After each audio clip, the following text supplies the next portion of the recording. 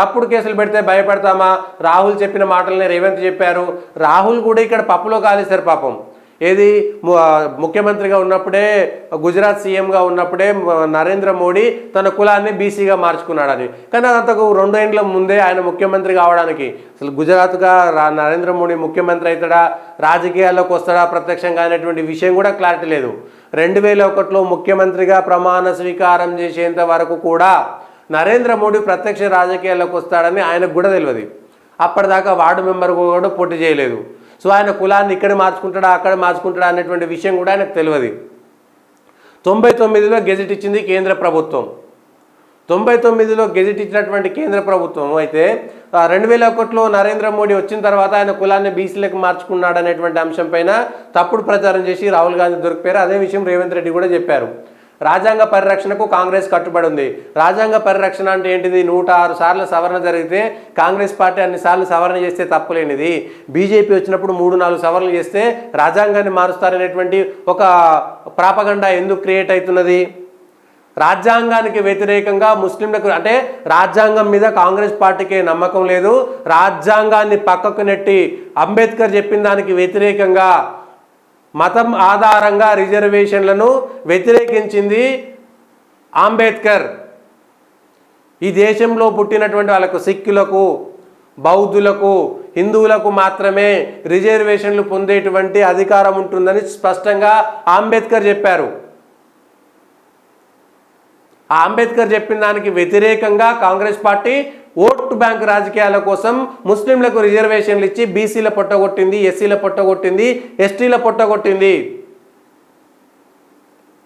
ముస్లింలకు రిజర్వేషన్లు ఇచ్చి, మతపరమైనటువంటి రిజర్వేషన్లు తెచ్చి మతాలను రెచ్చగొట్టింది ఎవరు? ముందుగాల ముస్లింలకు రిజర్వేషన్లు తెచ్చి, హిందువులలో ఉన్నటువంటి బీసీ, ఎస్సీ, ఎస్టీలకు పొట్టగొట్టింది ఎవరు? ఈ అంశం పైన రాజ్యాంగాన్ని ఎవరు మార్చింది అనేటువంటి అంశం పైన కూడా క్లారిటీ లేదు.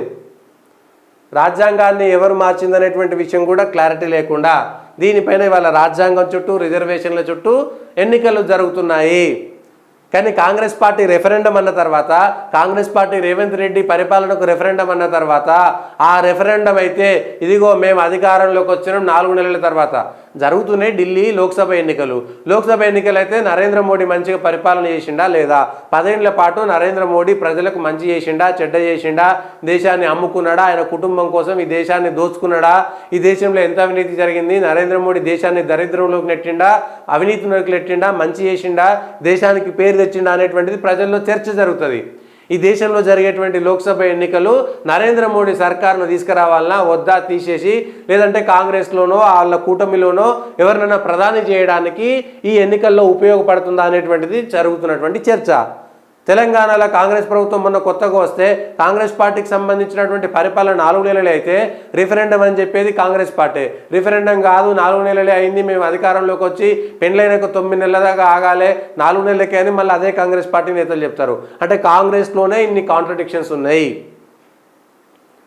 కాంగ్రెస్ పార్టీ చేస్తున్నటువంటి ప్రచారం వల్ల తెలంగాణలో ప్రజలకు ఒక మెసేజ్ పోతుంది. అనవసరంగా తెలంగాణలో భారతీయ జనతా పార్టీ బలంగా పెరిగిపోతున్నది, లేదంటే బీజేపీ నరేంద్ర మోడీ గాలి వీస్తున్నది, దాన్ని అడ్డుకోవాలంటే నరేంద్ర మోడీ మీద, బీజేపీ మీద ఖచ్చితంగా వ్యతిరేకత సృష్టించేటువంటి ప్రయత్నాలు చేయాలని కాంగ్రెస్ పార్టీ చెప్పకనే చెబితే ప్రజల్లోకి అది వెళ్తుంది. ఓహో, బీజేపీ బలంగా ఉంది కాబట్టి కాంగ్రెస్ పార్టీ ఇవాళ ఇట్లాంటి విషయాలను మాట్లాడుతున్నది, రాజ్యాంగ వ్యతిరేకత, రిజర్వేషన్లు ఎత్తేసేటువంటి కార్యక్రమము.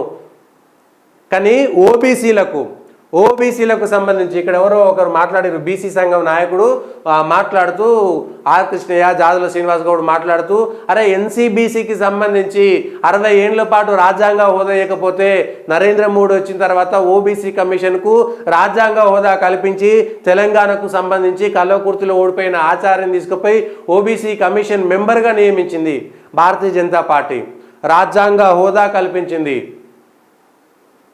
మరి బీసీలు అనుకునేటువంటి వాళ్ళు, బీసీలకు అన్యాయం చేసేటువంటి వాళ్ళు అక్కడెక్కడ ఇట్లెట్లా చేస్తారు? ఓబీసీ కమిషన్కు కాంగ్రెస్ పార్టీ అధికారంలో ఉన్నప్పుడు ఎందుకు రాజ్యాంగ హోదా ఇవ్వలేదు? ఒక బీసీని ప్రధానమంత్రి, నరేంద్ర మోడీని బీసీని ప్రధానమంత్రి చేసింది. ఒక ప్రధానమంత్రి పదవి కంటే పెద్ద పదవి అయితే ఏం లేదు కదా. 27 మంది ఓబీసీలను కేంద్రంలో మంత్రులుగా నియమించింది భారతీయ జనతా పార్టీ. ఓబీసీలలో 27 మంది, ఇవాళ నరేంద్ర మోడీ మంత్రివర్గంలో 27 మంది ఓబీసీలు మంత్రులుగా ఉన్నారు. 27 మంది మంత్రులు. తొలిసారి దేశంలో స్వాతంత్రం వచ్చిన తర్వాత 27 మంది బీసీలు మంత్రివర్గంలో ఉన్నారు. ఒక బీసీ ప్రధానమంత్రిగా ఉన్నాడు. మరి బీసీ సంఘాలేంటి నరేంద్ర మోడీని వ్యతిరేకిస్తున్నాయి? అంటే వీళ్ళ ఆటలు సాగుతలేవు, వీళ్ళు చెప్పినట్టు నడుస్తలేదు, మా పేరు రావాలనుకునేటువంటి మాటలే తప్ప బీసీల కోసం నిజంగా కొట్లాడేటువంటి వాళ్ళు కాదు కదా. సో ఈ విషయాలను కూడా క్లారిటీగా రావాలి.